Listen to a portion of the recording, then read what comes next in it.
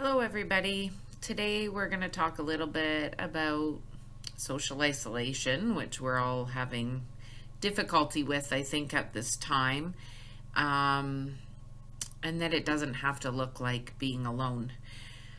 I know that a lot of times we talk about not using social media too much and how it can cause depression if you're always on there and searching through people's feeds.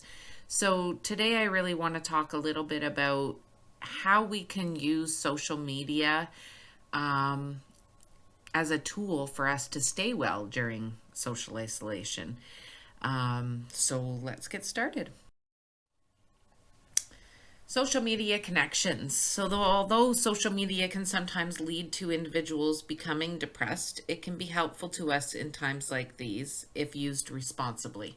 So, I want to talk a little today about how do we use it responsibly,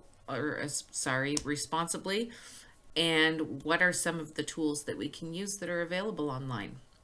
Social media can actually curb that depression of feeling lonely, feeling isolated, like you're at home and you're feeling like you're the only person who's feeling this way. Well, I can guarantee that that is not the truth. There is a lot of people out there who are really struggling with this new normal of what life looks like on a day-to-day basis. So we can practice using technology in socially healthy ways. What does healthy use of social media look like? Does there seem to be a lot of negativity on your newsfeed? I had this happen with my Facebook, and I had a lot of things popping up that I didn't really agree with. Things that sometimes made me feel sad when I saw them. I tend to try and stick to the more positive when I am going through my Facebook feed, trying to stick with more of those inspirational quotes, funny stories. I even went as far as subscribing to the Happy News. It's called the Happy Newspaper. It's actually out of the UK. Have you ever flipped through the paper and somewhere in the back there's been a really good, inspiring story? And it never makes front page news because good stories don't sell.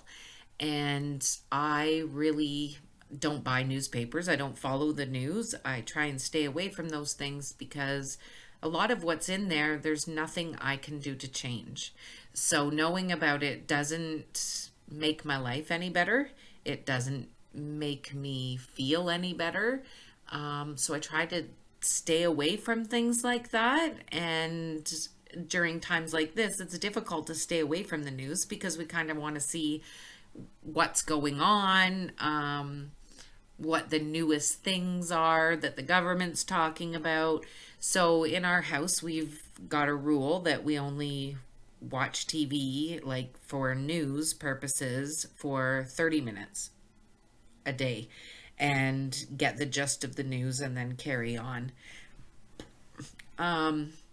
You tend to get a lot of ads and posts that show up that relate to things that you comment on. Like if you're, or even if you're Googling or shopping for something, you'll find that it takes that information somewhere in the internet. And I'm not very savvy with technology, as many of you know. So I'm not sure how exactly that works, but I will have Googled something and wondered about it, and then all of a sudden an ad shows up on my Facebook feed. So making sure that we clean our Facebook feed like we would our house or anything else. Sometimes we have to dust away those things that we don't really want to see or that don't pertain to us, and stop following groups and people that aren't bringing us happiness. I have a few friends on my Facebook that I know from my past. Yeah, I want to be able to connect with them and I want to still keep them as friends, But some of the stuff that they post on their Facebook, I don't need to follow because it either triggers me, it frustrates me, or it gives me some type of feeling that I don't really want to feel. So there is ways that you can go into your privacy settings and pick and choose the things that you want to see regularly on your news feed and the things that you don't necessarily want to see, but you don't want to stop being friends with people. So, is the grass always greener? I love this little picture here that I have up in the corner. The grass is always greener on the other side until you jump the fence and you see that it's all weeds, right? You ever notice that people on social media seems to have that very glamorous life? They have the best vacations, the most beautiful homes, they're always smiling, they have the greatest family, friends, girlfriend, boyfriend, husband, wife, best friend, whoever it is. The more miserable someone's life is, the happier the social media post is. And that's really something to think about. We don't often put on Facebook the horrible things that are happening in our lives. We don't tend to put on Facebook the recent argument that we had with our husband, or an argument that we had with our kids, even like they wouldn't do something, or they've been grounded, or they weren't appropriate in the way that they talk to somebody. Like, you don't see things like that on Facebook. And as we know, those things always happen in people's lives. Everything is not glamorous. So it's something that we really need to keep in the back of our minds. We're only seeing the parts of people's lives that they want us to see. They're not sharing those moments of panic or anxiety or depression. And I mean, sometimes people reach out on Facebook and share that maybe they're going through a state of depression or they're really struggling with their mental health. And I don't mind seeing those because it's an opportunity to reach out and maybe be able to make their day brighter. But we really have to watch and understand that everything is not perfect in other people's worlds. And it's very tough because we tend to, as human beings, we compare, we look at things and wish that our lives were like that. But do we really? Do we really want the whole life? Is the whole life perfect grass, perfect blades of grass with no dandelions, no weeds? Like, nobody has a lawn like that. So we have to be very careful when we're wishing for someone else's life on Facebook. So there's many different social media applications that you can use. There's Facebook, Instagram, Messenger, Zoom. Zoom has been amazing. We have team meetings on there twice a week, and it has been awesome for us to be able to stay connected as a team. You can have a lot of fun with it. We tend to really like using Zoom as a platform for us to stay connected as a peer team. There's blogging sites. There's got to be a blogging site out there that pertains to a situation that you're going through. The Big White Wall. The Big White Wall is an incredibly awesome resource where it's free. It's anonymous, so you sign up with a username. Nobody knows who you are. It is monitored so that if you or someone else on the page is struggling, that the admin team of the Big White Wall is able to reach out to you. It has a lot of courses on there. It has the opportunity to chat with people who are maybe struggling with some of the same things, throwing out questions that you can get answers from other peers who might have already dealt with that situation or have some great coping strategies that you could use. There's digital support groups for parenting, coloring, any specific diagnosis. If you just go into the search tab on Facebook, I went in and typed in depression, and there was a ton of digital support groups for those. Pinterest. I have found so many self-help tools on Pinterest. It's not just crafts and cooking. There is a lot of really awesome information that you can get from Pinterest, and you can spend hours on there. Um, and I've yet to come across anything too negative. So it's a good source of information if you're looking for something like that. There's also Twitter and WhatsApp. And I'm sure there's a ton more, but this is what I'm familiar with. Um, so Pinterest, learn how to build something, new recipes, crafting ideas, self-help ideas, self-care ideas, decorating ideas. Are you bored and you want to decorate? A lot of things on there, you can find stuff that is in your house that you can use for some of these decoratings. Help to get organized with all this extra time on your hands, taking that opportunity to be able to go through um, some of the things that maybe you've shoved in a corner, or that packed closet or something like that, that you can actually organize. Um, Crochet and knit patterns, how to, if you don't know how to crochet or knit, some how to's on how to do those things. And there's many, many more. Facebook. So, as I was talking about a little bit earlier, you know, you can get caught up in a lot of negativity in Facebook. So, how can we use Facebook in a way that will help us during social isolation and distancing? First off, join our Oxford Self Help Facebook group. We have been uploading a lot of content, trying to keep some of our groups going and keeping people connected through seeing us. This has been a big jump for me. I wasn't really comfortable with videoing myself and putting it out there due to some of my self-esteem issues, but I found that it has been really good for me to be able to do that, as I'm a very social person. I miss seeing people face to face, and that's been something I've been struggling with. So being able to do that and put my face out there for people has really helped me, and I hope that it helps others. Rather than just scrolling through your news feed, you could stop at someone you know and send them a message just to check in, say, hey, how you doing? Start a conversation, maybe with somebody you haven't talked to for a long time. It would be a great way to just connect with somebody different, somebody outside of your household. Maybe bring back some good memories for you. Write a few kind words underneath their post. Like, everybody likes the like button. And I do find that there's good things about the like button, but I also feel like it would just be nice to connect with somebody. Post a quote that may relate to your relationship with that person on their page.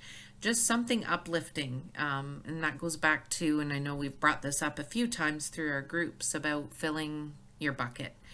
By doing that for someone else and letting them know that you're thinking of them, it can also fill your bucket and make you feel good, useful, in helping somebody else get through their day. Invite someone to chat over coffee on a live chat. Just that face to face, like meeting at Tim Hortons, except we can't. So can you sit down and just have that chat with somebody? It doesn't have to be about any particular thing. It doesn't have to be for any reason. It can just be chatting. And I think that that would be an awesome way to be able to connect with some of your friends or family that you haven't been able to see. Messenger. So this has the video chat function, which is a lot of fun, actually. If you go on there, you can play a bunch of games. There's one where you have to, like, catch hot dogs in your mouth, and if you snap pictures of them, it's actually hilarious with some of the faces and things that you make while you're playing the game. It is a competitive thing, so there is a winner and a loser, and it's a lot of fun. Try on some of the funny filters that make you laugh. I know when cell phones or smartphones first became a thing, and we had an app on our phone, and this would have been probably 10 years ago. My husband and I sat for hours just making silly faces and just killing ourselves laughing over what they looked like. Having that coffee over video with someone, supporting someone who's struggling with similar things. So if you find somebody who you were previously friends with, or a peer that you had known from before all of the isolation, having that chat one to one just about things that you've been struggling with, maybe things they've been struggling with, and some of the coping strategies that either one of you have been using. And sharing activities, like different ideas. I know that I found one on there of, I think it was called Moon Putty, and it's made out of cornstarch and conditioner for your hair. I saw a few others on there that I really wanted to try. I've been taking pictures. I've got little fits. I made fits out of some wool, and you just roll them up and you put eyes on them, and instead of getting angry you throw these fits, and they're called fits. So it's kind of just a funny play on having a fit. But it was fun to make, and I made them with my kids, and I'm going to make them for all of my nieces and nephews and send them to them. Online communities. So create or join an online community. There's journaling community that you can join on Facebook. If you have an Instapot, or you are really into cooking, or you want to learn more about cooking, there's communities for those. There's art communities, exercise communities. There's support groups for mental health, for social anxiety, borderline personality disorder, stress, bipolar, postpartum, agoraphobia. There's a Moms with Depression group, anxiety and depression, PTSD, dissociation, schizophrenia, and there's many, many, many more. So you just use the search at the top of Facebook, and you should be able to find a support group that pertains to something that you're going through or looking for support for. The big white wall. So I've put the link on this page here. There is a big white wall in the UK as well. So when you're signing up for it, make sure that it's the one in Canada. I made that mistake when I tried to log on and couldn't figure out why my login information didn't work, but I happened to be on the wrong site. So you do have to register for this. It asks for login information, contact information. You pick a username, and the username is the one that appears online when other people are reading your posts. There's peer-to-peer mental health support. There's a whole community of people. It is clinically managed online, so that if you are struggling or at risk of harm, some of those people who are managing the site will be able to reach out to you and be able to get you some further help. You can take courses. There's a wide range of self-guided groups and individual courses covering mental health and different lifestyle topics. Tons of resources on there. And there's also a library of articles and resources that you can check out. And there's tests and features that will track your progress. So if you've only gone so far through one of the groups, it will remember that, and you can start over where you left off. The do's and don'ts of social media. So the do's: think before you post. Ask yourself these questions. Will this hurt someone? Is it positive? And is this necessary? Now, the necessary one is a little bit of a sticky one, because nothing's really necessary to post online. But I think that what the idea is just to be careful that when you're posting something, maybe it's you're triggered by a post and you quickly respond. With the internet, it's a good time to be able to take that count to 10 and think about what you're going to say, and make sure that it's something that you really want out there, because once it's typed, it's out there for everybody to see. It's not just a discussion between two people. So you have to be sure that you're really thinking through some of those posts and comments before you press that like button, or not the like button, the enter button. Be positive. As I said, I've taken a lot of people's feeds off of not following them on Facebook just due to that negativity that seems to hover around their pages. Use the like button, like I said before. It's nice to see, but please don't get caught up on how many likes you get. Um, we can't look at our worth due to the number of likes that we have. And I know that that's an easy thing to get caught up on when you're using social media. Share what you believe. If you don't really believe it, why would you share it? You're putting it out there for the world to see. And when you put it out there, it says right there that you believe about it, or you believe it. So making sure that you believe what you're posting. Sometimes checking the credibility as well. What is the source? Sometimes that will give you a clue as to whether or not it's actually real. Create balance. Choose how long and when to use social media, and be sure that you're still doing self-care. Be sure that you're still taking in nature, fresh air, spending time with the people who maybe live in your house. It's very easy to spend an entire day sitting on your computer and trying to find all of these ways to be social, but it also is very draining and tiring. Use social media as a way to connect in times of isolation, not necessarily as a entertainment for the entire time of your isolation. So some of the don'ts: don't judge others. It's very easy to judge people, and I feel like nobody can say that they've never judged anybody. Judging is part of, the human race. So we all maybe look at somebody and say, wow, I wish I looked like that, or something like that. So don't get caught up in those moments of being judgy. Don't get caught up in the number of likes you get. So I just mentioned this, where yes, use that like button, but likes on your posts do not define who you are. So this quote was off a website that I was reading, and it says, it's nice to be important, but it is more important to be nice. Don't say anything at all if you don't have something nice to say. This is a very difficult time for a lot of people, and this is where we think back to that question, will this hurt someone? If we're saying nasty things to somebody and their only way of communicating through a social outlet on Facebook, and it's nasty, what is that doing for somebody else's mental health and how they're feeling about what's going on? We don't know what their life is like or what they're struggling with. So please try and keep things kind on Facebook or any other social media platform that you decide to use.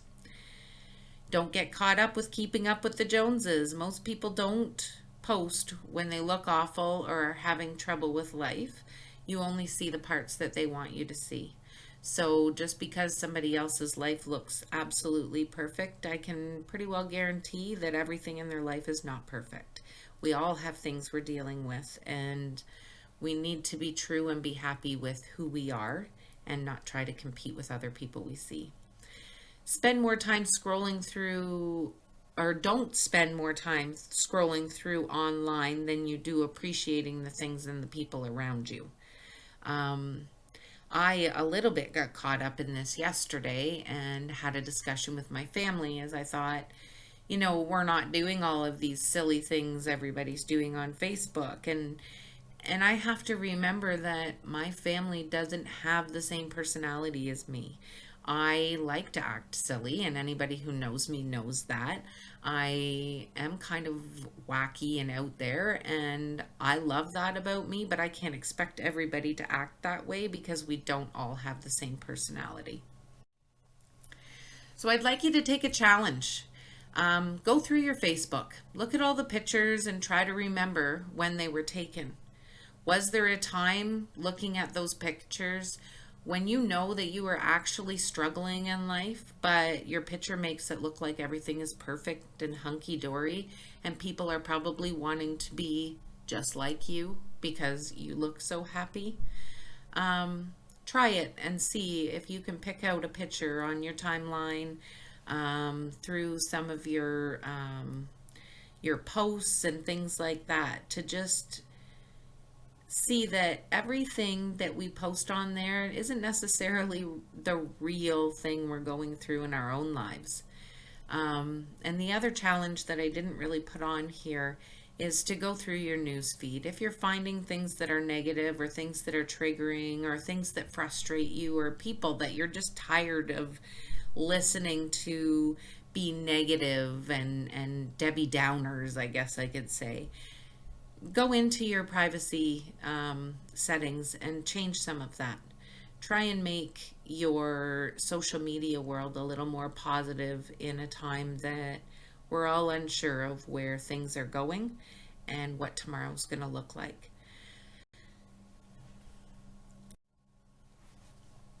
Share your ideas. So, underneath this post, do you know of any other groups, blogs, social media pages that may be helpful for others?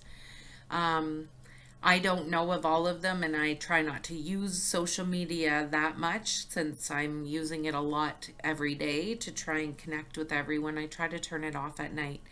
So, sharing some of those ideas that you've been using, with a brief description or a testimonial on how it's helped you through this time, or even something that you would use before all of this COVID-19 stuff started. Trying to just be sure that we're sharing any ideas and helpful tips that we can with other people to try and help everybody feel well and stay well through this pandemic. Thank you for joining me, and I look forward to reading your comments. Have a great day, and we'll be joined again soon, I'm sure, in another group. Have a great day.